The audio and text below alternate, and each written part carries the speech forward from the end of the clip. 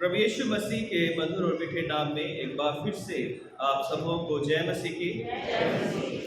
परमेश्वर का हम फिर से धन्यवाद करते हैं कि परमेश्वर ने यही सुंदर समय हमें दिया है कि हम उसके पवित्र नाम में, उसके भवन में आए, उसकी आराधना करें, उसके गीत गाएं और उसके वचन को सुन सकें। आज के जो वचन के हिस्से हमारे सामने पढ़े गए पुराने नियम से होशे उसका 14:1 से 8 और भजन 103, रोमियो 8:31 से 39 नए नियम में से, और लूका 7:36 से 50। आज का दिन जो है 5th Sunday before Easter, land का ये दूसरा संडे है और आज का जो थीम है परमेश्वर का दयामय प्रेम उसकी संतान को भरोसा देता है। परमेश्वर का दयामय प्रेम उसकी संतान को भरोसा देता है। आइए हम इस वचन पर मनन करने से पहले प्रार्थना करेंगे। सर्वशक्तिमान पिता परमेश्वर, एक बार फिर से हम आपकी उपस्थिति में आते हैं। आपका धन्यवाद करते हैं कि आपने हमें ये अवसर दिया है कि हम आपके भवन में आए, आपकी आराधना करें, आपके वचन को सुने, पढ़ें, मनन करें। इस समय हमारे मनों को तैयार कर, ताकि जो कुछ हम बोलें और जो कुछ हम सुने पिता अपने मनों में उसको ग्रहण कर सकें, और ग्रहण करके पिता परमेश्वर आपका धन्यवाद करते हुए इन वचनों पर चल सकें। सब लोगों को आप पिता परमेश्वर आशीषित कर, ताकि इस समय हम आपकी वाणी को सुन सकें। यीशु क्रिस्त के नाम से मांगते हैं, आमीन। जैसा कि आज का हमारा थीम है कि परमेश्वर का के जो दया है, परमेश्वर का जो दया में प्रेम है, वो उसकी संतानों को ये अनुग्रह देता है या भरोसा देता है कि वो उसके पास आ सके। और जैसा आज हमने वचन पढ़ा है लूका उसका 7वां अध्याय कि किस तरह से एक स्त्री प्रभु के पास आई जब वो एक घर में था और आकर उसके पाँव को धोया, तो किस तरह प्रभु ने उस पर दया की है। अगर हम विलाप की उसका 3रा अध्याय और 22 से 25 आयत को पढ़ते हैं, तो वहाँ पर लिखा है कि हम मिट नहीं गए, यह यहोवा की महाकरुणा का फल है, क्योंकि उसकी दया अमर है, प्रति भोर वह नई होती रहती है, तेरी सच्चाई महान है। मेरे मन ने कहा यहोवा मेरा भाग है, इस कारण मैं उसमें आशा रखूंगा। जो यहोवा की बाट जोते हैं और उसके पास जाते हैं, उनके लिए यहोवा भला है। जो यहोवा के पास जाते हैं, उसकी बाट जोते हैं, उनके लिए यहोवा भला है। सचमुच हमारा जो परमेश्वर है वो अति करुणा में है, अति दयावान है। और भजन 103 के 8 में भी लिखा है कि उसने हमारे पापों के अनुसार हमसे व्यवहार नहीं किया, बल्कि अपनी करुणा के अनुसार हम पर दया की है। उसने हमारे पापों को इतनी दूर कर दिया जितना उदयाचल से अस्ताचल है। तो परमेश्वर हमारा भला है, हम पर दया करने वाला परमेश्वर है, और उसकी जो दया है वो प्रतिदिन हम अपने जीवन में, अपने हर एक कार्य में उसकी दया को हम देख नहीं पाते हैं। कोई ऐसा दिन नहीं है जहां पर हम परमेश्वर की दया को या उसके प्रेम को, उसकी करुणा को, उसकी क्षमा को अपने जीवन में नहीं देखते हैं। लूका उसका 7वां अध्याय जो हमने पढ़ा है, वहां पर भी हम प्रभु यीशु मसीह की करुणा, दया और उसकी भलाई और उसके क्षमा को देखते हैं कि किस तरह से यहाँ पर हम देखते हैं कि एक फरीसी ने जब प्रभु यीशु मसीह को अपने घर में बुलाया और जब वो भोजन कर रहे थे, तो एक पापिनी स्त्री, लिखा है कि नगर की वो पापिनी स्त्री थी, और वो प्रभु यीशु मसीह के पाँव को धोने लगी। वो इत्र लेकर आई थी संगमरमर के पात्र में, और उसने यीशु मसीह के पैरों को धोया, चूमा, बालों से पोंछा, और वो आंसुओं से उसको भिगो रही थी और रो रही थी जो है। और ऐसे में जब हम देखते हैं कि जो फरीसी था, जिसने शमौन नामक का, जिसने प्रभु यीशु मसीह को घर में बुलाया था, तो उसके मन में जो है द्विधा उत्पन्न हुई कि ये विषरक्ता है भी या नहीं है। अगर ये विषरक्ता होता तो ये जान जाता कि ये कौन स्त्री है जो उसे छू रही है। जब यीशु मसीह ने उसके मन की बात को सुनकर जो है, लिखा है कि यीशु ने ये सुनकर जो है, जो उसके मन में चल रहा था, उसके मन की बात को सुनकर प्रभु यीशु मसीह ने उसे एक उदाहरण दिया शमौन को, कि किसी महाजन के 2 देनदार थे, एक को जो है उसके 2 देनदार थे, एक को 500 देने थे दिनार और दूसरे को 50, और उसने जब दोनों के पास देने के लिए नहीं था तो उसने दोनों को माफ कर दिया। तो यीशु ने पूछा कि कौन उससे ज़्यादा प्रेम करेगा, तो उसने कहा कि जिसके ज़्यादा क्षमा हुए है। तो यीशु मसीह ने उससे कहा कि तूने सही उत्तर दिया है, और इसलिए जो है मैं तेरे घर में आया, तूने मुझे पानी नहीं मेरे हाथ नहीं धुलवाए, मेरे पाँव नहीं धुलवाए जो है, और इस स्त्री ने जो है जब से मैं आया हूँ जो है अपने आंसुओं से मेरे पाँव को धोया है। तब जो है प्रभु यीशु मसीह ने उससे कहा कि हे स्त्री, तेरे पाप क्षमा हुए और तेरे विश्वास ने तुझे बचा लिया। तो ये आज का जो पाठ हमने पढ़ा है जो है, तो इसी पाठ के ऊपर हम, या इसी बाइबल के हिस्से पर हम विचार करें किस तरह से परमेश्वर की जो दया है वो पापियों के ऊपर इतनी अपार है कि पापी लोग जो उसके पास भरोसा करके आते हैं जो, और किस तरह प्रभु यीशु मसीह ने एक झूठे पाखंड को भी या झूठी धार्मिकता को भी उजागर किया इस कहानी के अंदर। तो आइए हम मनन करते हैं, और पहली बात पर हम मनन करते हैं कि परमेश्वर की दया पापी होने के बावजूद भी या पापी होने के बाद भी हमें ये हियाव देती है कि हम उसके पास आ सके थे। परमेश्वर की दया, जबकि हम पापी हैं, हमें ये हियाव देती है कि पापी होने के बाद भी हम परमेश्वर के पास आ सकते हैं। अगर हम रोमियो उसका 3 अध्याय पढ़े और 23 आयत पढ़े तो लिखा है कि सबने पाप किया है, सबने पाप किया है और सब परमेश्वर की महिमा से रहित हैं। और ये बात उस समय जब लिखी गई थी और तब से आज तक जो है, आज भी हम में से कोई ये नहीं कह सकता कि मेरे पाप जो है अब समाप्त हो गए हैं और मैं आगे पाप नहीं करूंगा, या हमने कभी पाप नहीं किए थे, है ना। यीशु मसीह ने हमारे पाप क्षमा किए हैं, हमें दंड से बचाया, लेकिन उसके बावजूद भी हम देखते हैं कि दिन प्रतिदिन हम कोई ना कोई जो है पाप जो है करते हैं। और इसलिए हम हर दिन ये प्रार्थना करते हैं कि जैसे हमने अपने अपराधियों को क्षमा किया है, तू भी हमारे अपराधों को क्षमा कर। तो यहाँ पर हम देखते हैं कि सबने पाप किया है और संसार में कोई ऐसा व्यक्ति नहीं जो पाप रहित हो, लेकिन प्रभु यीशु मसीह की करुणा और दया जो है हम सब पर जब होती है तो हम अपने पापी होने के बावजूद भी हम प्रभु तक पहुंच रख सकते हैं। ये जो स्त्री थी, इसके बारे में लिखा है कि ये नगर की पापनी स्त्री थी, यानी पूरा नगर जो है उसे जान रहा था, उसे पहचान रहा था कि ये कैसी स्त्री है, कौन स्त्री है और इसका जीवन कैसा है। और लोग उसे उसके नाम से, उसका नाम यहाँ पर नहीं लिखा गया, लेकिन लोग उसे उसके काम से जान रहे थे कि ये पापिनी है। और उसका नाम ही बाइबल में जब 1-2 बार जब आया है तो एक पापनी स्त्री के बारे में बार बार उसे कहा गया है कि ये पापनी स्त्री, कोई इसका नाम नहीं है। यानी वो इतनी वहां पर लोग उसको जानते थे उसके बारे में कि हर किसी को पता था कि पूरे नगर की पापनी स्त्री है ना। क्या पाप था ये यहाँ पर नहीं बताया गया, लेकिन वो उसे एक पापनी स्त्री के रूप में बताया गया है। और हम जानते हैं कि ऐसे व्यक्ति जो है जो समाज में बदनाम होते हैं वो अक्सर लोगों से कटते हैं, लोगों से अलग रहने की कोशिश करते हैं। अपने आप को भीड़ भाड़ में या किसी घर में जाना उनको ज़्यादा पसंद नहीं होता, क्योंकि वो सोचते हैं कि अरे हम तो ऐसे हैं। मन में जो है उनके जो आत्मग्लानि होती है या उनके मन में एक ऐसी मन में जो है उनकी दुविधा होती है कि हम तो पापी हैं, लोग हमारे बारे में क्या कहेंगे। लेकिन यहाँ पर हम देखते हैं कि ये जो स्त्री थी वो पापी होने के बावजूद भी वो एक फरीसी लोग कौन थे, जो अपने आप को बहुत ज्यादा धर्मी समझते थे। और फरीसी लोग वो थे जो ये मानते थे कि जितने भी चुंगी लेने वाले लोग हैं, जितने भी पापी लोग हैं, जितने भी व्यभिचार या अन्य पापों में पड़े हुए लोग हैं, वो सब नरक के लिए स्पेशल बनाए गए, ये सारे के सारे लोग नरक में जाएंगे, उनका ये मानना था। और कोई भी फरीसी जो है वो ऐसी स्त्री को अपने घर में कभी अलाउ नहीं करता था। लेकिन क्योंकि यीशु मसीह थे, वहां पर काफी भीड़ होगी, चेले हो गए, तो शायद शमौन को पता नहीं लगा कि ये स्त्री कैसे उसके घर में आ गई और किस तरह जो है वो यीशु मसीह के पास पहुंच गई है।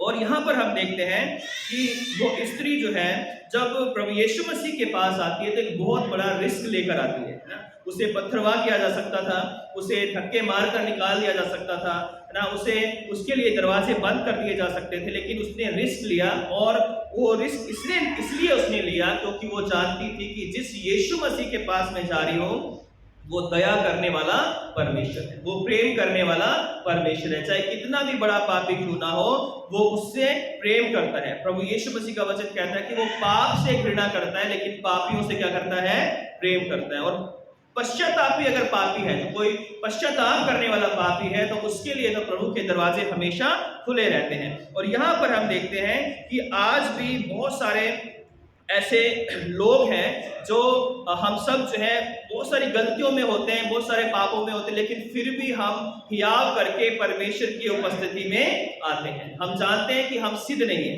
ना। कुछ लोग कहते हैं कि हम तो पापी इसलिए हम चर्च नहीं जाते हैं ना। कुछ लोग कहते हैं कि चर्च जो है धर्मियों के लिए ही है, पापियों के लिए नहीं है। लेकिन बाइबल ये कहती है कि चर्च जो है धर्मियों के लिए तो है ही है, लेकिन पापियों के लिए उससे भी ज्यादा है, क्योंकि यीशु मसीह पापियों का उद्धार करने के लिए इस संसार में आए थे जो है।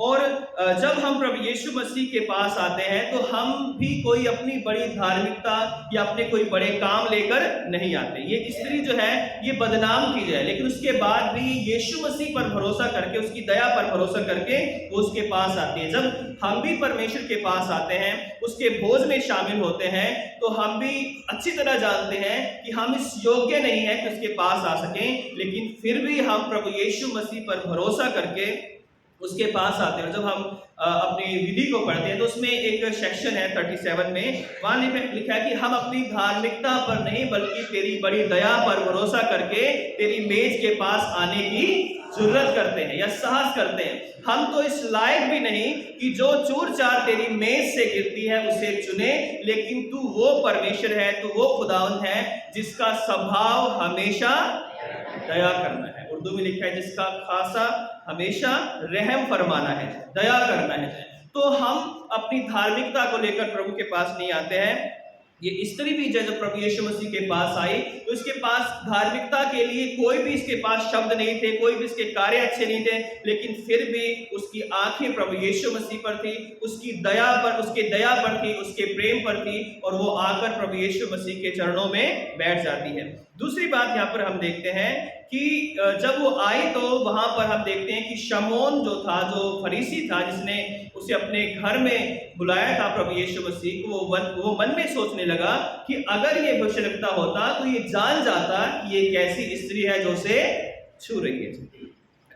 तो यहाँ पर हम देखते हैं कि इस फरीसी की झूठी धार्मिकता को देखते हैं। तो दूसरी बात मैं आपके साथ बांटना चाहता हूँ कि झूठी धार्मिकता सदा परमेश्वर के अनुग्रह और दया पर अविश्वास को उत्पन्न करती है। झूठी जो धार्मिकता होती है वो परमेश्वर के ऊपर उसका भरोसा सच्चा नहीं होता है। वो जो झूठी धार्मिकता होती है वो लोगों के दिखाने के लिए होती है। झूठी धार्मिकता जो होती है वो लोगों के सामने अपने आप को धर्मी, अपने आप को बड़ा बनाने की होती है, लेकिन एक्चुअल में परमेश्वर पर ऐसे लोगों का भरोसा नहीं होता। ये फरीसी जो था, इसने जो है उस स्त्री को जब देखा तो उसने जो है प्रभु यीशु मसीह के भविष्यवक्ता होने पर, क्योंकि उस समय प्रभु यीशु मसीह को लोग गुरु के रूप में, नबी के रूप में और स्वामी के रूप में, रब्बी के रूप में जानते थे, और यहाँ पर भी इसने यीशु मसीह को प्रभु के रूप में अपने घर में नहीं बुलाया था। इसने एक ये सोच के कि शायद ये कोई नबी है, इसलिए उसने अपने घर में उसे बुलाया।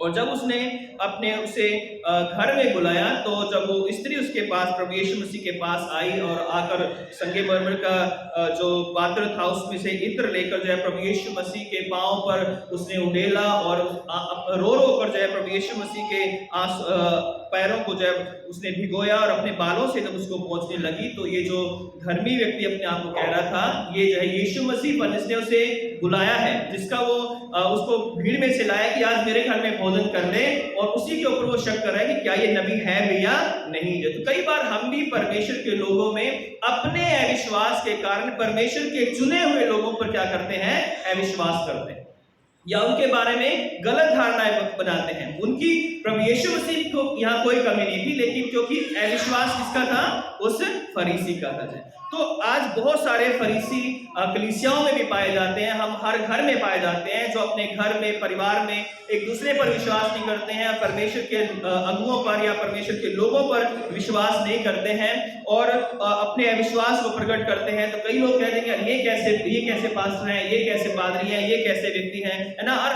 हम नेगेटिव चीजों को हमेशा खोजने में लगे रहते हैं। और यहाँ पर भी जो ये स्त्री है, वो जो ये शमौन है, ये झूठी धार्मिकता को दिखा रहा है, और एक तरफ तो उसने बड़ा लोगों को दिखाने के लिए भोज किया है कि देखो मैंने जो है, जो गुरु इतना फेमस है पूरे इस्राएल के अंदर, उसको मैंने अपने घर बुलाया है, उसको मैंने भोजन के लिए अपने घर में बैठाया है, उसके चेलों के लिए मैंने इंतजाम किया है। और लेकिन जो आदर या जो अतिथि सत्कार उसको करना चाहिए था, वो प्रभु यीशु मसीह का नहीं कर रहा है। और उसकी उसकी जो धार्मिकता थी वो लोगों को दिखाने के लिए थी, और इसलिए प्रभु यीशु मसीह ने मत्ती 6 में कहा है कि सावधान रहो, तुम मनुष्यों को दिखाने के लिए अपने धर्म के काम ना करना, क्योंकि क्योंकि कुछ भी प्रतिफल नहीं पाओगे।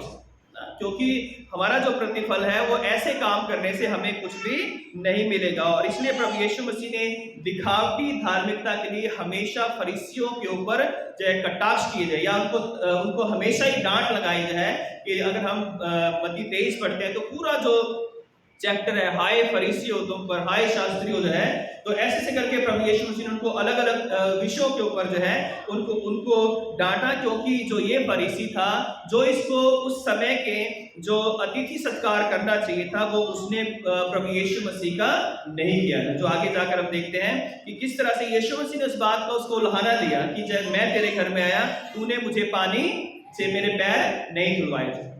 और उस समय ये रिवाज था इस्राएल के अंदर कि जब भी कोई यात्री किसी घर में गेस्ट कोई आता था, तो सबसे पहले उसके पैर धुलाए जाते थे, उसके हाथ धुलवाए जाते थे, और उसको जो है हाथ जब धो लेते उसको तेल दिया जाता था सिर में लगाने के लिए जो है ना, तो एक अच्छे से वेलकम किया जाता था। तो आज भी मेरे ख्याल में कई ऐसे स्टेट होंगे, मैंने सुना था कि झारखंड और बिहार में शायद जो है, उड़ीसा में जब लोग कोई आते हैं तो उनके पैर धुलवाए जाते हैं ना। अभी भी है सिस्टर, कोई बता सकता है? अभी भी है?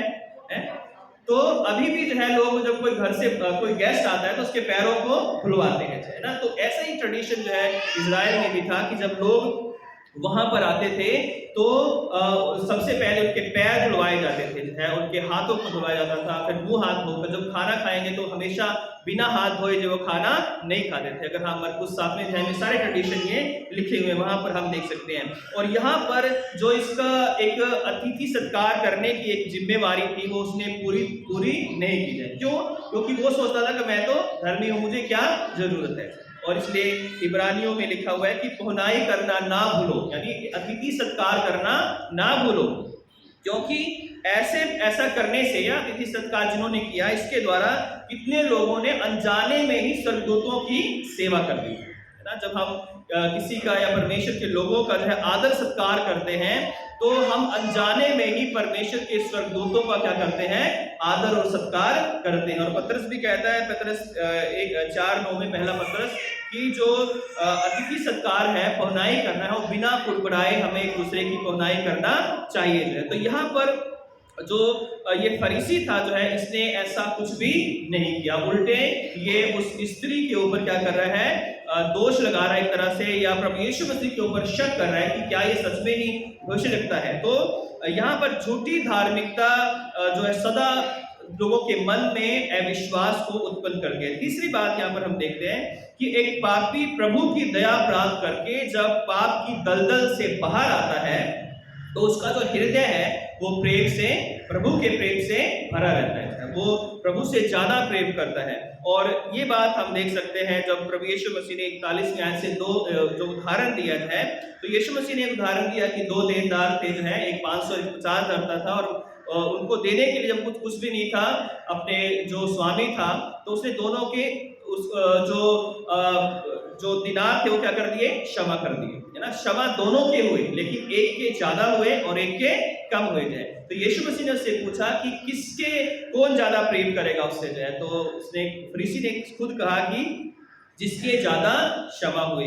तब प्रभु यीशु मसीह ने उस फरीसी से कहा कि तूने ठीक कहा है। उसने कहा कि उस स्त्री की ओर देखकर कहा कि क्या तू इस स्त्री को देखता है, मैं तेरे घर में आया, परंतु तूने मेरे पांव धोने के लिए पानी नहीं दिया, पर इसने मेरे पांव को आंसुओं से भिगोया और अपने बालों से पोंछा है। तूने मुझे चूमा नहीं दिया, पर जब से मैं आया हूं तब से इसने मेरे पांव को चूमना नहीं छोड़ा। तूने मेरे सिर पर तेल नहीं मला, पर इसने मेरे पांव पर इत्र मला है। तो उसने उस झूठी धार्मिकता जो फरीसी रखता था उससे बढ़कर किया, उसने तो कुछ किया ही नहीं, वो तो सोच रहा था कि मैंने प्रभु यीशु मसीह और उसके शिष्यों को खाना खिला दिया, यही मेरे लिए बहुत है और इससे आगे मुझे कुछ करने की जरूरत नहीं है। लेकिन यहाँ पर वो जो स्त्री थी उसने अपनी जो बेस्ट ऑफरिंग उसके पास थी या बेस्ट चीजें थी, जो इत्र उसके पास था, महंगा उस समय जो इत्र था, वो इत्र लाकर जो है प्रभु यीशु मसीह के पांव पर उंडेल दिया है। तो अपनी वो बेस्ट ऑफरिंग उसके पास लेकर आती है। वो स्त्री जो थी एक पापी स्त्री थी जो है, और वो एक ये जो पाप थे वो किस वजह से करती थी ये हमें नहीं पता। क्या वो कोई विधवा थी, क्या या कोई उसके माँ बाप नहीं थे, या कोई वो अकेली स्त्री थी जो है, या अपने घर की जरूरतों को पूरा करने के लिए जो भी वो बुरे काम करती थी ऐसा करती थी, तो इसका कोई ब्यौरा नहीं दिया गया है।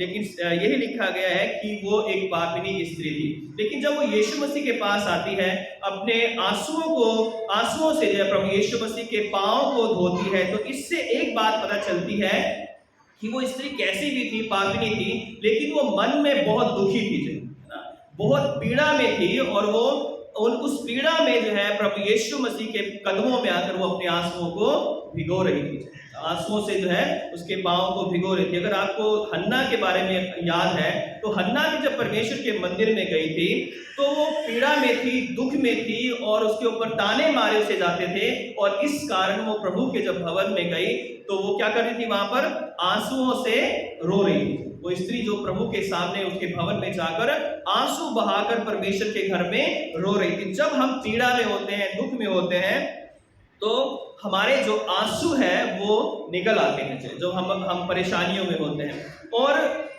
उसके आंसू जो है इस बात को बता रहे थे कि वह अपने पापों की जिस दलदल में धसी हुई है उससे वो बाहर निकलना चाहती थी, और शायद अब तक उसे ये अवसर नहीं मिला या मौका नहीं मिला कि वो उस पाप की दलदल से, जो भी पाप वो कर रहे थे उसमें से वो बाहर आ सके जाए। उसके जो आंसू थे वो उसके पश्चाताप को दिखा रहे थे ना, उसके जो आंसू है, उसका जो रोना है, वो उसकी पीड़ा को, उसके सताव को, उसके अपमान को और उसके टूटे हुए हृदय को दिखा रहे थे। और भजन 51 में लिखा है 17 में कि टूटा हुआ हृदय परमेश्वर के सन्मुख ग्रहण योग्य है। परमेश्वर टूटे हुए और पिसे हुए हृदय को तुच्छ नहीं जानता है। और यहाँ पर भी ये जब स्त्री आई तो अपने टूटे हुए हृदय को लेकर आई। उसके समाज में उसके जो लोग थे जो है, उसको ताने मारने वाले लोग थे, अपमान करने वाले लोग थे, उसके बारे में बुरी बुरी बातें बताने वाले लोग थे जो है, और पूरे समाज में उसके दुख को कोई सुनने वाला नहीं था, उसकी बात को कोई सुनने वाला नहीं था। और आज उसे ये मौका मिला कि मैं प्रभु यीशु मसीह को, जो दया करने वाला प्रभु है, जो कोड़ियों को चंगा करने वाला प्रभु है, जो पापियों को क्षमा करने वाला परमेश्वर है, जो चुंगी लेने वालों के घरों में भी जाता है, मैं ऐसे प्रभु के पास जा रही हूँ। और उसे ये प्रभु ने भरोसा दिया, उसके मन में ये भरोसा था कि अगर मैं वहां जाऊंगी तो मुझे वहां से घर से बाहर नहीं निकालेंगे, मैं अगर वहां जाऊंगी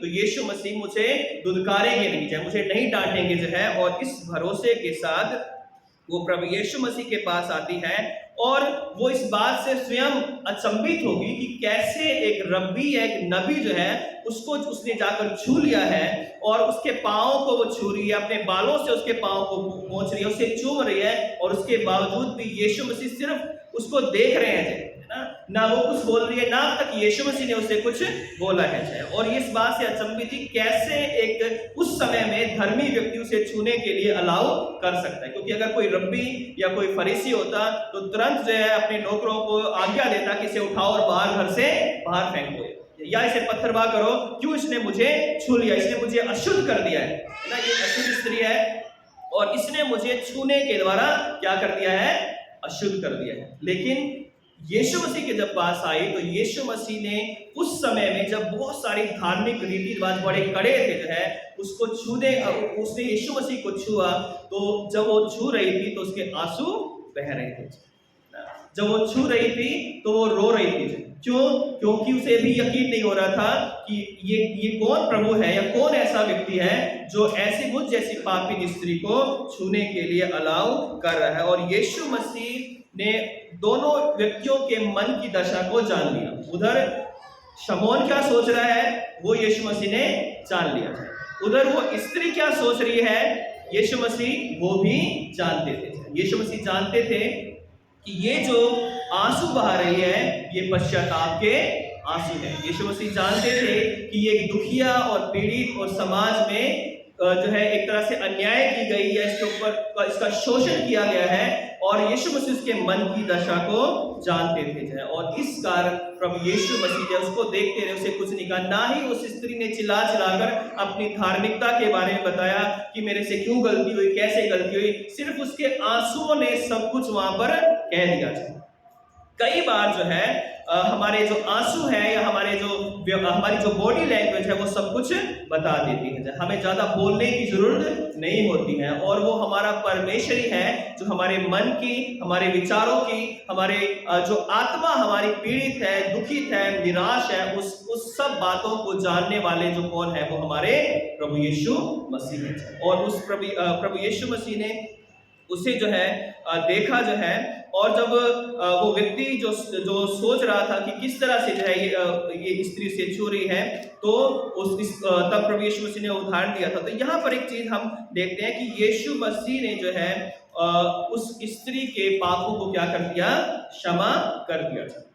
और यहाँ पर हम देखते हैं कि यीशु मसीह ने कहा कि ये स्त्री जो मुझसे प्रेम कर रही है या अपनी आराधना, अपना बेस्ट जो दे रही है, वो इसलिए कर रही है क्योंकि इसके जो पाप ज्यादा थे वो क्षमा हुए थे। आज उसे यीशु मसीह को छूने से जब बीमार चंगे हो जाते हैं, यीशु मसीह के छूने से जब मुर्दे जी उठते हैं, तो जब उसने यीशु मसीह को छुआ होगा तो उसकी आत्मा धीरे धीरे उसके आंसू बह रहे थे, और उसकी आत्मा धीरे धीरे क्या हो रही थी, पवित्र हो रही थी, क्योंकि यीशु मसीह को वो छू रही थी है। और आज भी जब हम प्रभु यीशु मसीह के चरणों में आते हैं और उसके चरणों में आकर आंसू बहाते हैं या उससे सच्चे मन से प्रार्थना करते हैं, तो प्रभु हमारे प्रार्थना को सुनता है। कई बार हम शब्दों से प्रार्थना करते हैं और कई बार अपने मन से प्रार्थना करते हैं। ऐसा नहीं कि शब्दों की प्रार्थना ज्यादा इफेक्टिव है या मन की प्रार्थना।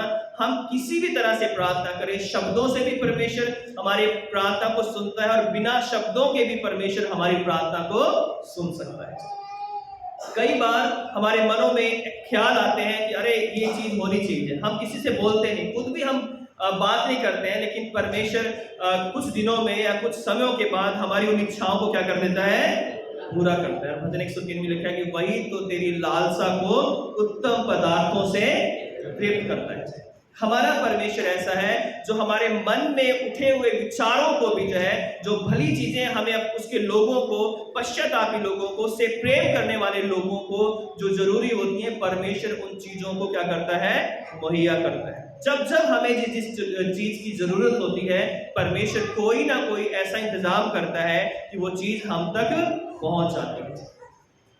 कोई अच्छी कई बार हम मार्केट में जाते हैं, कोई अच्छी चीज हमने देख ली जो है, और जब हम उन अच्छी चीजों को देखते हैं तो परमेश्वर कई बार हमारे पास पैसे नहीं होते हैं, कई बार हम उन चीजों को खरीद नहीं पाते हैं, लेकिन कहीं ना कहीं से परमेश्वर उन चीजों को हम तक क्या कर देते हैं, पहुंचा देते हैं। परमेश्वर हम पर दया करते हैं। तो ये जो स्त्री थी, ये जब आंसुओं के साथ प्रभु यीशु मसीह के पास आई, तो प्रभु यीशु मसीह ने इसके आंसुओं को देखकर इसकी प्रार्थना को स्वीकार किया।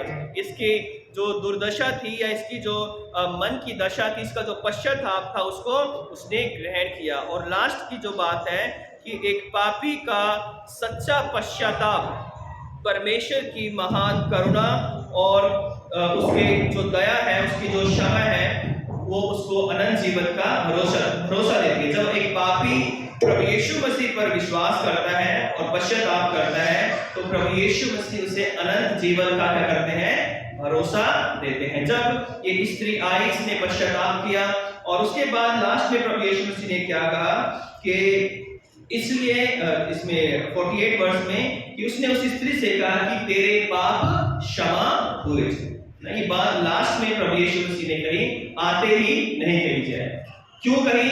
क्योंकि उस स्त्री ने जो है अपने आंसुओं के द्वारा क्या किया था, पश्चाताप किया था। अपने संगम जो इत्र लाई थी संगम के पात्र में, वो उसकी आराधना थी, वो उसकी बेस्ट ऑफरिंग थी, वो उसका उत्तम उपहार था अपने प्रभु के लिए, जिससे वो प्रेम करती थी या जिससे जो है वो भरोसा रखती थी कि ये मेरा उद्धार करता है। उसके बाद प्रभु यीशु मसीह ने कहा कि तेरे विश्वास ने तुझे चंगा कर दिया जाए।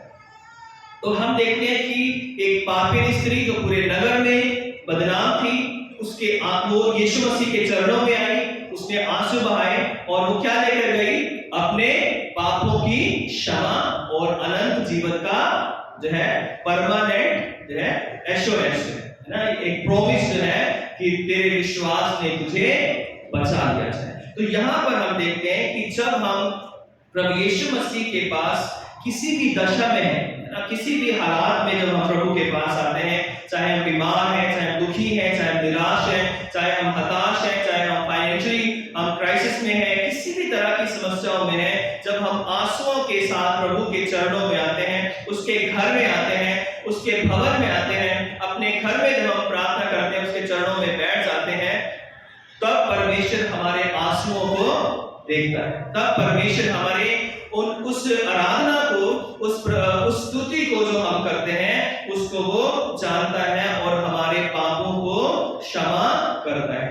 तो इस स्त्री ने जो प्रेम दिखाया, जो आंसू बहाए और जो हार को लेकर आई, प्रभु यीशु मसीह के पांव को उसने छुआ, इन सब बातों के द्वारा उसने प्रभु यीशु मसीह से अधिक प्रेम को प्रकट किया और उसने इस बात को महसूस किया कि मैं तो बहुत पापी थी और मैं ऐसी स्त्री थी जो जिससे कोई भी बात करना या जिससे कोई भी जो है मिलना पसंद नहीं करता था समाज के अंदर, लेकिन आज इस प्रभु ने जो है मेरे जीवन को बदल दिया। जब यीशु मसीह के शब्द निकले होंगे कि तेरे पाप क्षमा हुए, तो उसी घड़ी उसके जितने भी काले पाप थे, जो भी लिस्ट लोगों ने बना रखी होगी कि ये करती है, वो ये करती है, वो ये करती है, सबके ऊपर क्या हो गया जो है, जैसे हम चौक से लिख देते हैं, उसके बाद क्या कर देते हैं, डस्टर से उसे क्या कर देते हैं, साफ कर देते हैं। शैतान ने जो है काले ब्लैक पेन से जो है उसके पापों का एक बड़ा लेखा जोखा लिख रखा था, लेकिन प्रभु यीशु मसीह ने अपने वचन के द्वारा एक ही बार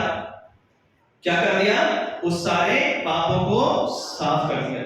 उसके जो जितने भी बुरे काम थे उस सबको क्षमा करके उससे उद्धार दिया, मुक्ति दी, शांति दी, कहा कि तेरे विश्वास ने तुझे बचा लिया। आज मैं और आप भी अपने विश्वास, अपने पश्चाताप और अपने भरोसे के द्वारा, जो भरोसा हमारा प्रभु यीशु मसीह पर है, उसके द्वारा ही बचाए गए थे। यशायाह 64 में लिखा है कि तुम्हारे और मेरी गति एक समान नहीं है। तुम्हारे जो काम है, जो मनुष्य के काम है, धार्मिक काम, वो मैले चिकने कपड़ों के समान है। अगर हम अपने कामों के अनुसार देखें कि मैंने ये किया, मेरे बाप ने या मेरे पिता ने ये किया, मेरे दादा ने ये किया है, मैंने चर्च के लिए ये किया, मैंने डायसिस के लिए किया, मैंने उसके लिए ये किया, मैंने उसके लिए ये किया, इस कारण हम धर्मी ठहराए नहीं गए हैं। हम धर्मी इसलिए ठहराए गए हैं क्योंकि प्रभु यीशु मसीह ने अपने ऊपर हमारे सारे गुनाहों को ले लिया है। हमारे ही अपराधों के कारण उस पर ताड़ना पड़ी है, हमारे ही अपराधों के कारण उस पर उसने कोड़े खाए थे और उस पर तरह तरह के इल्जाम लगाए गए, तरह तरह के उसके ऊपर उसके बदनाम किया गया जो है। और क्यों, इसलिए जो है आज मैं और आप जब परमेश्वर के भवन में आते हैं तो हम बड़े आनंद के साथ आते हैं, क्योंकि हम प्रभु से प्रेम करते हैं। और जब हम प्रभु के भवन में आते हैं तो हम ये जानते हैं कि हम बहुत पापी थे, लेकिन प्रभु ने हम पर दया की है। हमारा कोई भी काम कुछ भी नहीं है परमेश्वर के आगे। हम अपने सारे जीवन भर में अगर हम प्रभु के लिए बड़े बड़े काम भी करें जो है तो वो कुछ भी नहीं है परमेश्वर की धार्मिकता के सामने, लेकिन हम बचाए गए हैं तो प्रभु के अनुग्रह के द्वारा, प्रभु की दया के द्वारा हम बचाए गए हैं। अगर हम पहला तीमुथियुस उसका पहला अध्याय अगर हम पढ़ लें, पहला तीमुथियुस और उसका पहला अध्याय और उसके 13वीं आयत से जो है पौलुस कहता है कि मैं तो पहले निंदा करने वाला, सताने वाला, अंधेर करने वाला था, तो भी मुझ पर दया हुई क्योंकि मैंने अविश्वास की दशा में बिना समझे बुझे ये काम किए थे।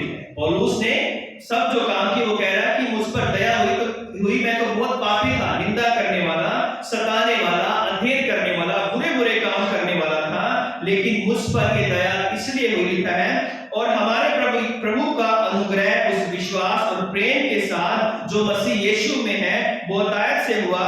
यह बात सच और हर प्रकार से मानने के योग्य है कि मसीह यीशु पापियों के उद्धार करने के लिए जगत में आया, जिनमें सबसे बड़ा मैं हूं। पौलुस इतना धर्मी होकर भी ये कहता है, उसने कई बार कोड़े खाए, कई यात्राएं की, कई सताव सहे, जेलों में रहा, उसके बावजूद भी कह रहा है कि सबसे बड़ा पापी कौन था? मैं था ना। हम भी कह सकते हैं कि हम भी बहुत पापी थे, तरह तरह के बुरे कामों में हम फंसे हुए थे, तरह तरह की बुरी चीजों में हम फंसे हुए थे। अगर आज हम बचाए गए हैं, आज हम उसके भवन में हैं, आज उसके हम घर में आनंद के साथ उसकी आराधना करें, उसकी स्तुति करें, वो इसलिए हुआ क्योंकि हम पर दया हुई, हम पर अनुग्रह हुआ। इसलिए वो कहता है कि पर मुझ पर इसलिए दया हुई कि मुझ सबसे बड़े पापी में यीशु मसीह अपनी पूरी सहनशीलता दिखाए, कि जो लोग उस पर अनंत जीवन के लिए विश्वास करेंगे उनके लिए मैं एक आदर्श बन जाऊं। आज प्रभु यीशु मसीह ने मुझे और आपको भी चुना है, हमारे बहुत सारे पापों को क्षमा किया है। क्योंकि अगर हम अपने पापों को देखें तो हम ना मैं यहाँ खड़ा होने के योग्य हूं और आप ना हम यहाँ पर बैठने के योग्य, लेकिन ये परमेश्वर की बहुत बड़ी करुणा है, उसकी दया है कि उसने जो है हमारे पापों के अनुसार हमसे व्यवहार नहीं किया है। और इस स्त्री के साथ भी प्रभु यीशु मसीह ने उसके पापों के अनुसार व्यवहार नहीं किया, बल्कि अपनी बड़ी करुणा के अनुसार उस पर दया की है। और आज हम परमेश्वर का धन्यवाद करते हैं कि आज हम प्रभु के भवन में आते हैं तो हम धन्यवाद और महिमा और स्तुति करते हुए आते हैं। जब हम प्रभु के भवन में आते हैं तो ये भी इस बात को दिखाती है कि हम प्रभु से प्रेम करते हैं। अगर हम प्रभु के भवन में नहीं आते हैं तो इस बात को दिखा रहा है कि हमें प्रभु की जरूरत नहीं है, हमें प्रभु ने क्षमा नहीं किया है, हम तो धर्मी हैं, हम चाहे चर्च जाएं या ना जाएं, प्रभु हमें अपने घर में ले ही लेगा। लेकिन जो ये जानते हैं कि हम पापी हैं और हमें प्रभु ने अपना लहू बहाकर हमें खरीदा है और अपना लहू बहाया, वो प्रभु से प्रेम करते हैं। और जब हम उससे प्रेम करते हैं तो निरंतर हम उससे मिलना चाहते हैं, उसकी संगति में रहना चाहते हैं।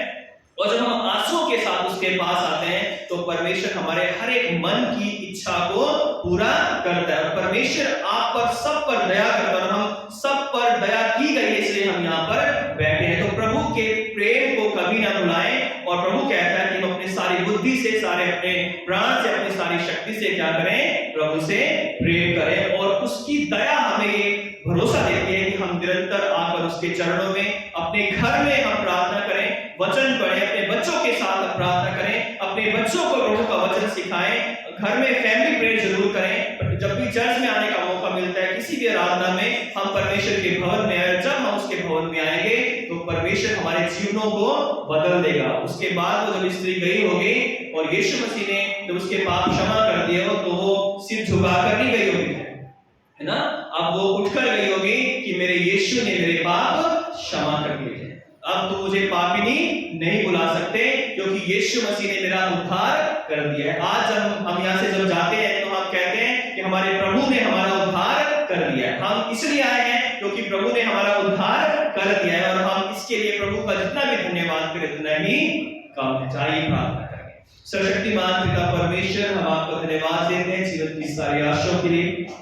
खासकर आपने हम जैसे तुच्छ और निकम्मों को प्रभु चुन लिया, अपनी सेवा के लिए खड़ा किया, अपने भवन के लिए खड़ा किया, अपनी कलीसिया का हिस्सा बनाया। मैं आपका धन्यवाद करता हूँ प्रभु। होने दे कि हम इसी तरह आपके विश्वास में बढ़ते जाएं, आपसे प्रेम करें और निरंतर पश्चाताप के साथ प्रभु आपके चरणों में बैठे रहें। और पिता परमेश्वर की उत्तम भेंटें आपको हम अर्पित कर सकें। सारा आदर महिमा जलाल आपको देते हैं, यीशु क्रिस्त के नाम से प्रार्थना को मांगते हैं, आमीन। आप सबों को जय मसीह की। परमेश्वर आप सबको आशीष